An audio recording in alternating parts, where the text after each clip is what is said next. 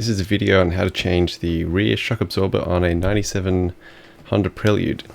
Just jacking it up there, putting in the stand.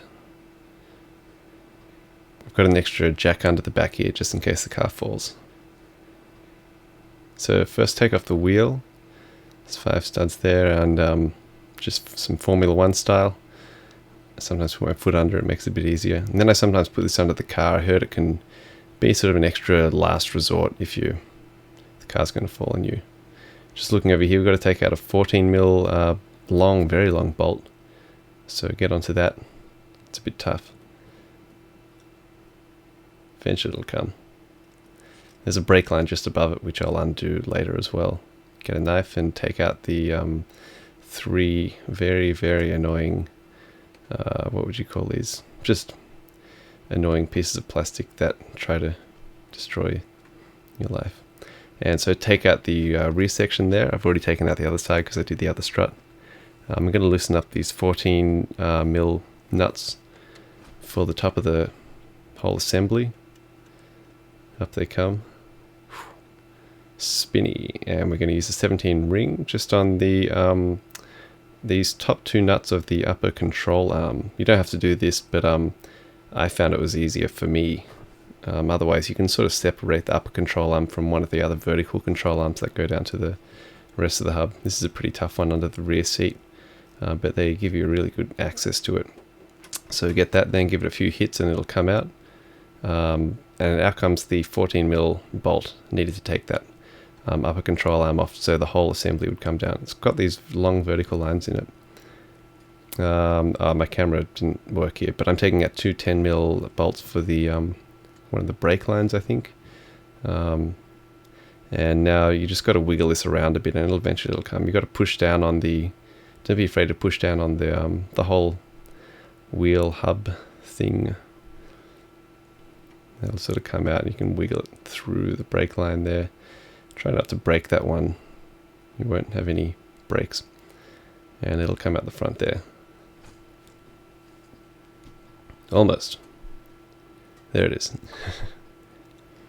And into the garage we go. So now we've got the whole 2 shocks there.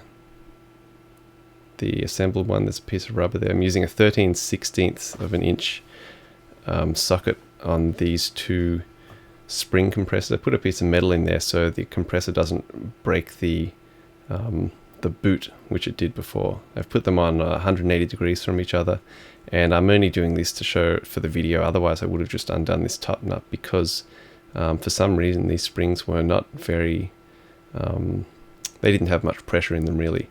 Here you've got to put I think it's a 5mm Allen key in the top. It didn't work very well, so I just sprayed it with WD-40 to hopefully loosen that up a bit.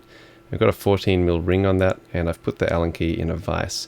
And I've just carefully put it onto it there, and if you see here, I'm pushing the ring, and the rusted bolt is essentially moving at the same time, which you don't want it to. You want that to just stay. So carefully, after a while, it'll eventually come. On my other strut, I actually had to angle grind the nut off. It was so tight. So the nut comes off. There's a nice big washer as well. Oh, there's the nut. Where's the washer? There's the washer. And then the top sort of spring holder comes off. It's got a few rubbers in it. There's another washer. There's a dirty boot, which I suppose boots do get dirty when you walk in the mud. And off comes the spring with the spring compressors on them.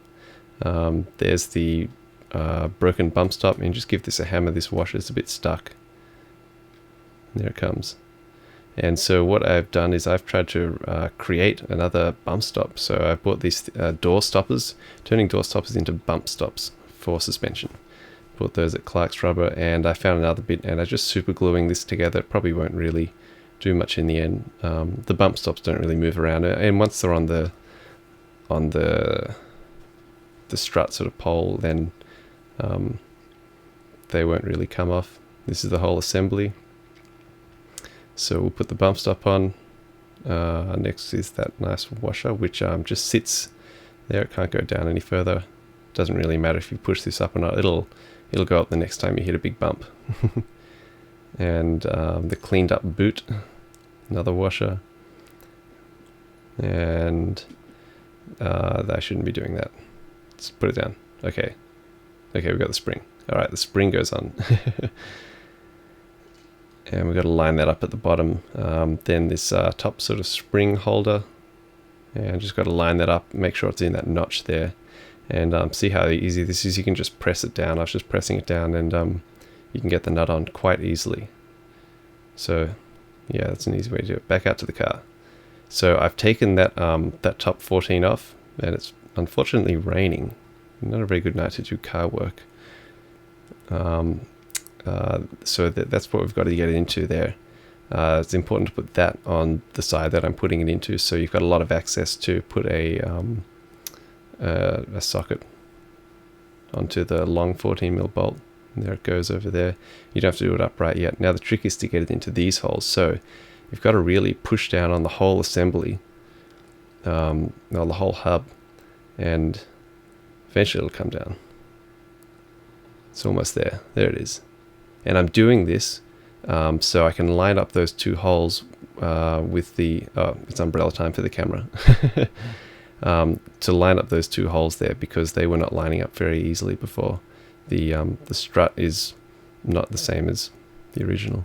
So now I've put the 14mm on the very top of the shock absorber, and then the other two 14s just holding the assembly up.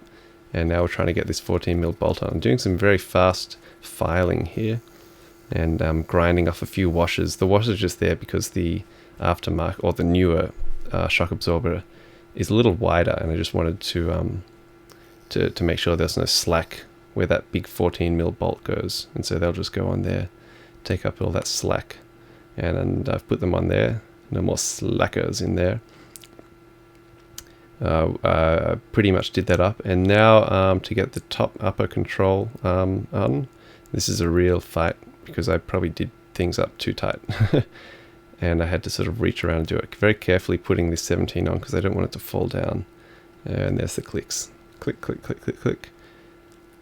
And that'll do up. And now just quickly doing up these 10 mils for the, I think it's the ABS line, or something to do with brakes anyway. It's probably important. And yeah, you can see how dismal it is on this autumn night. And now what I'm going to do is I'm going to loosen this, because I couldn't get it into its hole. So I've loosened it up, and I am loosening. It's very tight. 2 14s on that one, a socket and a ring, which is sort of holding that. It's almost there. Come on. Okay, now it's loose. So now you can sort of jimmy it into that hole, and then we'll go back in the car and get a 17mm nut on that and do that up, and that does up really easily. Really good access to those, and then redo up those 14s. Now we've got adjustable wrench and a 14, and we're going to put this on the top. You can't really see it here very easily, so I've just put in an insert shot like this. So now you can get that on, and you can just do that up there, and that just holds the top of it. Otherwise the whole thing will just spin on you. And this is the time where you grab the light to see the finished product. New shock absorber. And get the wheel back on there. Speedily do up all those wheel lugs or wheel nuts again. There's the first one.